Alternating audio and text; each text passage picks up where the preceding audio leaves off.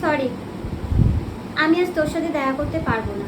আজকের India south আফ্রিকার final match, এটা বোঝ প্লিজ। দেখ, অলওয়েজ তোর কথা শুনি, লাস্ট 2 ইয়ার্স ধরে তোর কথাই শুনছি, পরেও তোর কথা শুনবো, কিন্তু আজকের আমি ঘর থেকে কোথাও বেরোচ্ছি না। আজ আমি ম্যাচ দেখব। প্লিজ তুই জ্বালাস না, অলরেডি ডুবে জ্বালাচ্ছে, তারপর তুই আর জ্বালাস না। কি সিরিয়াসলি তুই দুবেকে চিনিস না?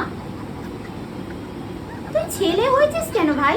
তুই ক্রিকেট খেলা দেখিস না? তুই কি, তুই বিরাট রোহিতকে চিনিস না? সিরিয়াসলি তুই যা, তুই এসব বুঝবি না, তুই এসব ইন্ডিয়ার সেম ইমোশনালের দাম তুই দিতে পারবি না। আজকের ইন্ডিয়ানদের কি অবস্থা তুই সেটা বুঝবি না। কি টেনশনে আমি জাস্ট আছি, সিরিয়াসলি প্লিজ তুই যা।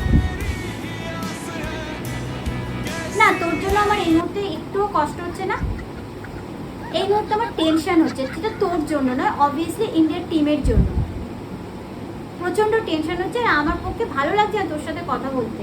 যতক্ষণ না ইন্ডিয়া ওয়ার্ল্ড কাপ হাতে নিচ্ছে ততক্ষণ আমি পারবো না তোর সাথে কথা বলতে। কি ব্রেকআপ করে দিবি? না ভাই, আমি কাঁদবো না তোর জন্য। যদি আজ ইন্ডিয়া ওয়ার্ল্ড কাপ না পায় তাহলেই কাঁদবো, একমাত্র চোখের জল তখনই ফেলবো।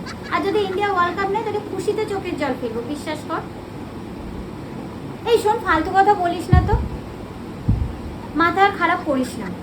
এমনি তো টেনশন হচ্ছে সকাল থেকে যে কি হবে সন্ধ্যেবেলার রেজাল্ট, তার উপর তুই কানের দ্বারে বকে যাচ্ছিস দেখা কর বলে। পারবো না আমি তোর সাথে দেখা করতে। তুই ম্যাচ দেখিস না তোর ব্যাপার, কিন্তু আজকে সবাই ম্যাচ দেখবি, তোর জন্য নয় আমি জানি। তুই যা, ওই গিয়ে গাঁজাই খা।